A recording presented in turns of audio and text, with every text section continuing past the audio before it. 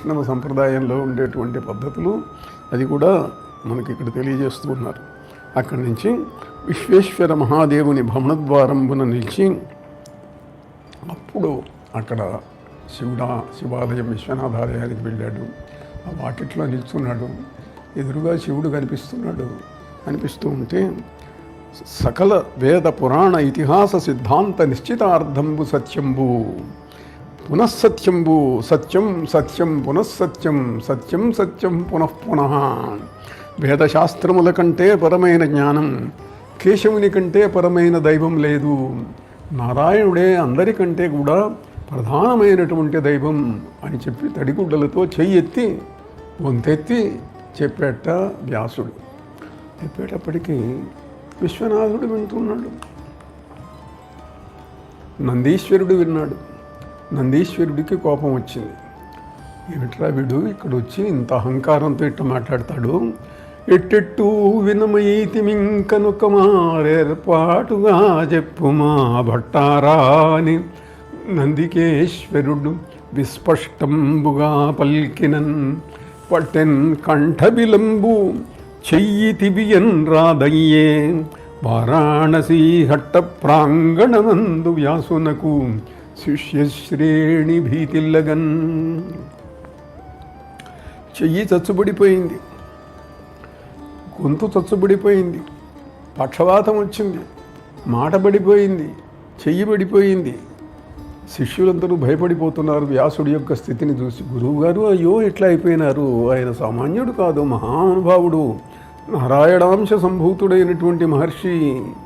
ఇంబుగ సర్వలోకములు ఎవ్వనియేని ముఖామృతాంశ బింబంబునుద్భవంబయిన భారత వాగమృతంబు కర్ణరంధ్రంబను నంజలిందబిలిత్రావుదురు అట్టి మునీంద్రలోక మంజున్ పరమున్ పరాశరసుతున్ పురణమిల్లి. అలాంటి పరాశరసుతుడు మహాపురుషుడు ఆయనకి పరిస్థితి వచ్చింది ఏమిటి? భుజవాక్ సంస్తంభంబున ప్రజనిత భయుడొగుచు ముట్టబడి మతిదలచన్ గజరాజవరదు గరుడధ్వజుడు. నారాయణుని స్మరించాడు.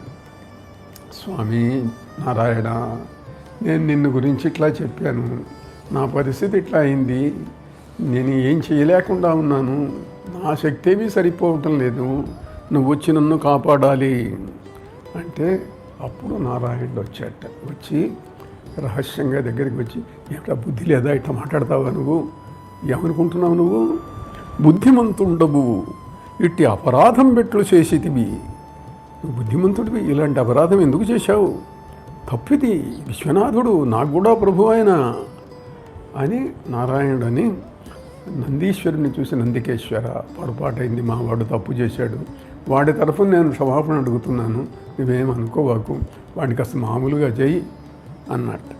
నాకు ప్రియంపుగా ఇతడి అపరాధంపు క్షమింపుము, కరుణాద్ర దృష్టిని చూడుము అని వేడుకుంటే అప్పుడు నందీశ్వరుడు అనుగ్రహించాడు. పక్షపాతం పోయింది, మామూలుగా అయినాడు ఆయన. అప్పుడు కృష్ణద్వైపాయనుడు పరమేశ్వరుని స్తోత్రం చేసి స్తుతించి, పొరపాటైంది స్వామి, నన్ను రక్షించు, నేను పొరపాటు చేశాను అని.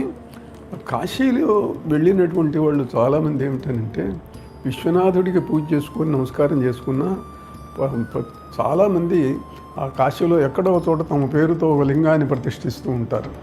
వ్యాసుడు కూడా అలా ఒక లింగాన్ని ప్రతిష్ఠించాట. వ్యాసేశ్వర లింగము అని చెప్పి కాశీలో ఇప్పటికి కూడాను వ్యాసేశ్వర లింగం ఉన్నది. అలా అక్కడి నుంచి కాశీ అంటే గౌరవం ఏర్పడింది. సాక్షాత్తు తన దేవుడే చెప్పాడు, నారాయణుడే చెప్పాడు. అందుకని కాశీలో ఉందాము అనుకున్నాడు. పరమేశ్వరుడి అనుగ్రహం కోసం అని చెప్పి వ్యాసేశ్వర లింగం స్థాపించి కాశీలోనే ఉన్నాడు. ఉండి చాలా కాలం ఉంది. అక్కడే శిష్యులు పాఠాలు చెబుతుండేవాడు.